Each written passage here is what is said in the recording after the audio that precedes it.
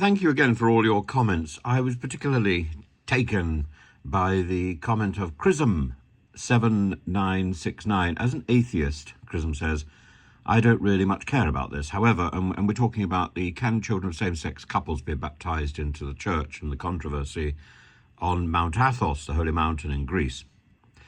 However, I was raised as a Catholic, says Chrism, and I seem to recall that parents and godparents had to promise to raise the child in accordance with the Catholic creed. Absolutely. Therefore, as long as the Catholic Church is opposed to same-sex marriages, then same-sex parents wouldn't be able to make those promises in good faith. Therefore, I can't see how baptism could take place in those circumstances. Personally, I don't agree with the Church's stance on same-sex marriages, but as long as it remains as it is, I can't see any inconsistency in not baptizing children from the same-sex relationships. Lastly, I'm a bit surprised that anybody would want their child to be baptized into a church that disapproves of the very nature of the parents. Well, I agree with the last point, of course, but I think it's important that Chrism is speaking from the point of view of Catholicism, which has a much more legalistic approach to sacraments than Orthodoxy. In Orthodoxy, the idea of baptism, and in fact in Catholicism, goes beyond reason, which is why infant baptism is something that is accepted. It goes beyond reason. There are people who say, well, it's not biblical. Not entirely true. The household of Stephanus in 1 Corinthians, the household of Crispus in Acts 18:8, the Philippian jailer's household in Acts 16:33, the household of Lydia in Acts 16:15, the household of Cornelius in Acts 11:13-14. All of these, you and all your household will be saved. All of these suggest very firmly that it was the whole household, including the children, who were baptized. So this goes against Zwingli's ideas in the Swiss Reformed Church and so on, that infant baptism is inappropriate.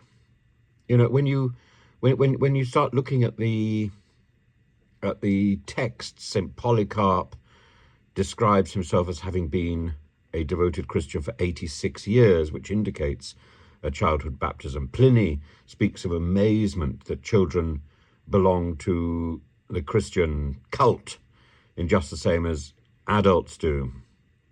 And Justin Martyr says many men and women have been disciples of Christ from childhood. And Irenaeus of Lyon says all who are born again in God, the infants and the small children and the mature. St. Hippolytus talks about first you should baptize the little ones. For those who cannot speak, their parents should speak, or another who belongs to their family, the godparents, in other words. So the fact that parents may be involved in something that the Church disapproves of shouldn't remove even Catholicism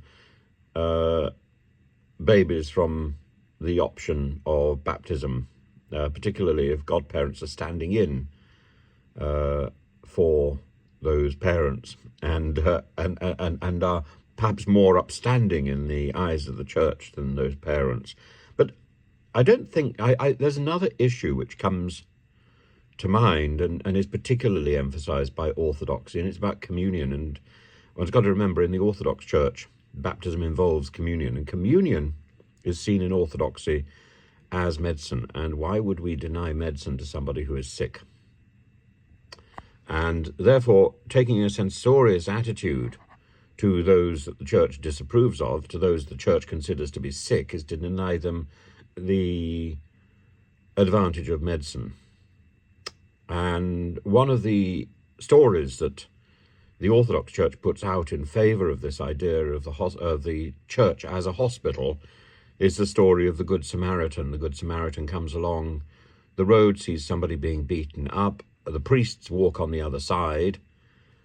For priests, maybe we should think of the hierarchs of the Mount Athos community who are censorious. The priests walk on the other side.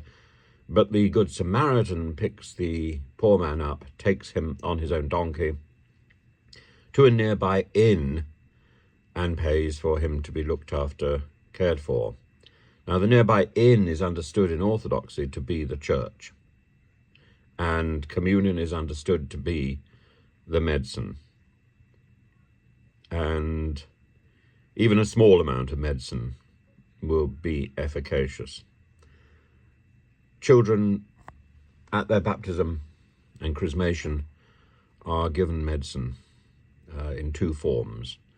They're given communion and they're chrismated, they're washed in oil. And they're welcomed as part of the community, because you can't be an individual Christian. Christianity is about communion, as indeed is Judaism, as indeed is Islam. These great Abrahamic religions are all about community and communion.